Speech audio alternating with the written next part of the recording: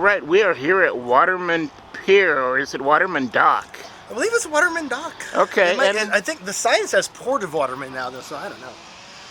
And I'm with Aaron Banks, who has, he tells me, grown up in Port Orchard his whole life. See, you've got your soccer gear on from the West Sound Armada. Of course, of course. Tell me what it's like growing up in Port Orchard. How's the city changed? Well, Port Orchard has come a long way, especially in the last 15 years. I'm starting to see a real push of just some real authentic culture downtown. Starting to see a lot more engagement from my neighbors in caring about what happens to the town. And yeah, I've got high hopes for what's in store for Port Orchard, especially with having our own soccer team now. You know, you've done the good deed of going over to the Sounders matches from Kitsap County all these years. Tell me what the trek is like. I make it sound like an 8-day journey, but so you're a Sounders supporter, you live in Port Orchard. What's match day like? Well, it's really fun meeting up with all the other West Sound Armada people over at the ferry dock, riding the boat over, meeting up at the Pioneer Square and doing the march. And I know that there's a healthy soccer culture here in Kitsap County, and imagine some of those West Sound Armada peeps hopping on the foot ferry, coming over to Port Orchard and hiking up the hill to, Kitsap Bank Stadium, and watching our boys up there.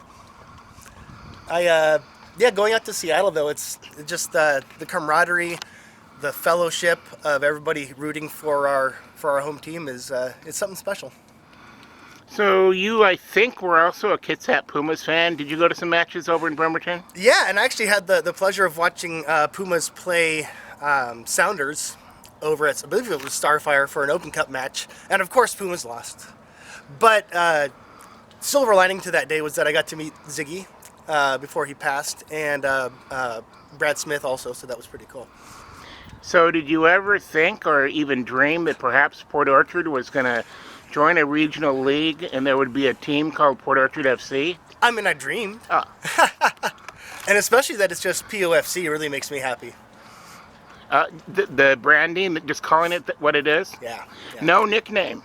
No, I mean, because when Sounders were getting into MLS, there was my friends and I were talking a lot about keeping it Sounders or just having it Seattle FC, and there was a certain allure to Seattle FC, but I mean, gotta love the Sounders. But yeah, Port Orchard FC. I mean, what would we call ourselves? The Furs, the Wolves, the Waves, the Clouds, the Blues, the Rains. We used to have 6,000 people. Now we have almost 20,000 living here. Oh my gosh, that's one thing that I've always sort of gotten a kick out of, is driving down Mile Hill and looking at that population sign, watching those numbers tick up over the years. But yeah, I've lived in Port Orchard. So I'm 43 years old, born in '79. This is the only town I've ever lived in, aside from when I went to college, but that doesn't count. How has soccer changed in Washington in that time for you? Oh man, well I think everybody that grew up in Kitsap County, most of us played soccer as kids, and so there's the seeds were planted, I think, early enough.